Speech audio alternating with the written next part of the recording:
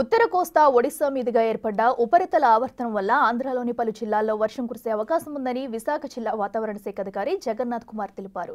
ముఖ్యంగా ఉత్తర కోస్తా, దక్షిణ కోస్తా జిల్లాల్లో చెదరముద్ర వర్షాలతో పాటు ఉరుములు, పిడుగులు పడే అవకాశం ఉందని 55 కిలోమీటర్ల వేగంతో ఈదురుగాలులు వీస్తాయని అంచనా వేస్తున్నారు. మరిన్ని వివరాలు మా ప్రతినిధి రాజు అందిస్తారు. ఆంధ్రప్రదేశ్ ఒరిస్సా తీరాల వెంబడి ఏర్పడినటువంటి ఉపరితల ఆవర్తనంతో ఆంధ్రప్రదేశ్ అంతా కూడా ప్రస్తుతం వర్షాలు కురుస్తున్నటువంటి పరిస్థితి అయితే ఉంది. అసలు వర్షాలు ఎక్కడెక్కడ కురుస్తాయి ఏంటనేది ప్రస్తుతం మనతో పాటు విశాఖ వాతావరణ శాఖ అధికారి జగన్నాథ్ కుమార్ గారు ఉన్నారు. సార్, అంటే ఇప్పుడు ఏపీ పరిస్థితి ఎట్లా ఉంది, ఎక్కడెక్కడ వర్షాలు కురిసే అవకాశం ఉంది, ఏమన్నా మనకి మ్యాప్లో ఏమన్నా చూపించగలరా? ఒకటి, ఇప్పటి వరకు ఉన్న గడిచిన 24 గంటల నుంచి ఉపరితల ఆవర్తనం సౌత్ ఛత్తీస్గఢ్లో ఉండేది.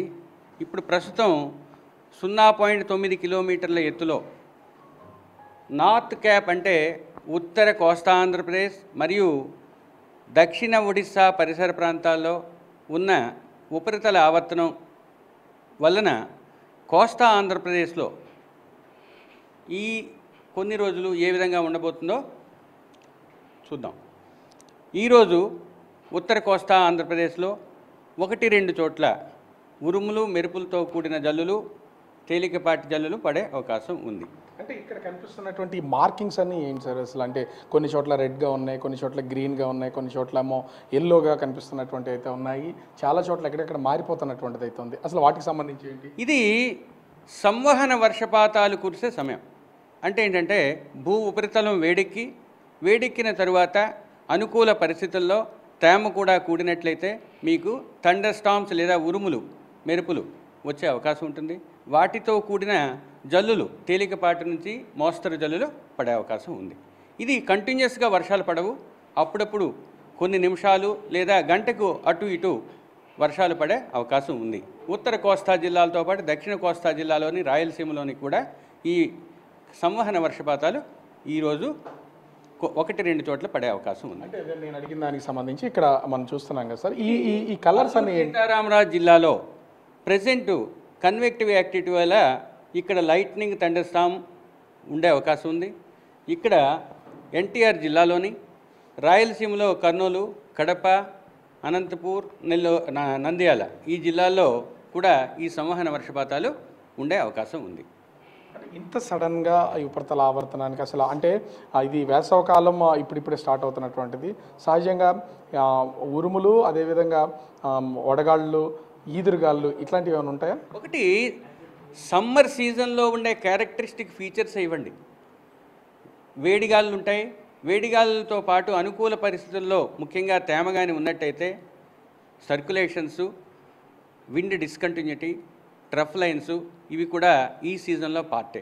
అటువంటి సమయాల్లో వర్షాలు కొంతకాలం పడే అవకాశం ఉంటుంది. ఎన్ని రోజులు ఈ వర్షాల ప్రభావం ఉండే అవకాశం ఉంది? ఆంధ్రప్రదేశ్లో ఎన్ని జిల్లాలకి దీని ప్రభావం ఉంటుంది? జిల్లాలు అనే దానికన్నా ఉత్తర కోస్తాలో రాబోయే వారం రోజులు కూడా చెదురుముదురుగా 1-2 చోట్ల తేలికపాటి నుంచి మోస్తరు వర్షాలు, ముఖ్యంగా ఉరుములు, మెరుపులతో కూడిన జల్లులు పడే అవకాశం ఉంది.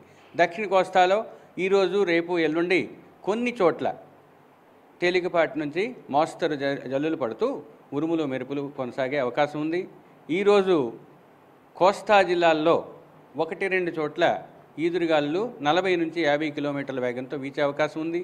రేపు, ఎల్లుండి కోస్తా జిల్లాల్లో ఈదురుగాలు 30 నుంచి 40 కిలోమీటర్ల వేగంతో వీచే అవకాశం ఉంది. రాయలసీమ వాతావరణ పరిస్థితి, రాయలసీమలో కూడా కొన్ని చోట్ల ఈదురుగాలతో పాటు ఉరుములు, మెరుపులతో కూడిన తేలికపాటి జల్లులు కురిసే అవకాశం. అంటే ఇది అకాల వర్షాలు అనుకోవచ్చా? ఈ వస్తున్నటువంటి ఈ వర్షాల వల్ల రైతులకి, వాళ్ళ పంటలకి ఇబ్బంది ఏమైనా ఏర్పడే అవకాశం ఉంది? ఈ అకాల వర్షాలు అనే టెర్మినాలజీ కరెక్ట్ కాదేమో అనిపిస్తుంది. ఎందుకంటే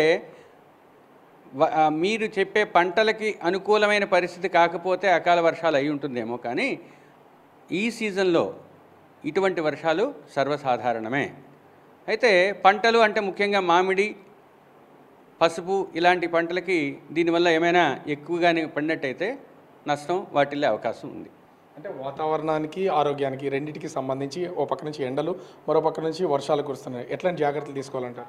ఎట్లాంటి జాగ్రత్తలు అంటే ముఖ్యంగా హీట్ యాక్షన్ ప్లాన్ ఆల్రెడీ మేము చెప్పాము. ఎక్కువ ఎండలు ఉండే సమయమైనా 11 నుంచి 3 గంటల సమయంలో ముఖ్యంగా బయటికి ఎక్కువ వెళ్లకుండా అంటే హీట్కి ఎక్స్పోజ్ కాకుండా ఉంటూ తేలికపాటి లేదా వదిలైన దుస్తులు ధరిస్తూ ముఖ్యంగా పానీయాలు త్రాగుతూ ఉండాలి.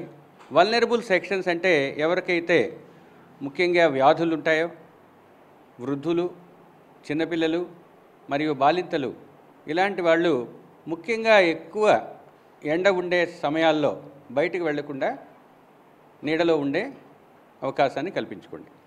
ఇటు ఉత్తర కోస్తా అదేవిధంగా ఒరిస్సా సరిహద్దు ప్రాంతాల్లో ఏర్పడిన ఈ ఉపరితల ఆవర్తనం వల్ల ఉత్తర కోస్తా దక్షిణ కోస్తాలో రానున్నటువంటి 2-3 రోజులు చెదురుమదురుగా వర్షాలు కురిసే అవకాశం ఉంది. కొన్ని చోట్ల 55 కిలోమీటర్ల వేగంతో గాలులు వీస్తాయి, ఉరుములు మెరుపులు కూడా ఉంటాయి. కొన్ని జాగ్రత్తలు తీసుకోవాలని విశాఖ వాతావరణ కేంద్రం అధికారి జగన్నాథ్ కుమార్ చెప్తున్నటువంటిది కనిపిస్తూ ఉంది. కెమెరామెన్ అజయ్తో రాజు, బిగ్ టీవీ.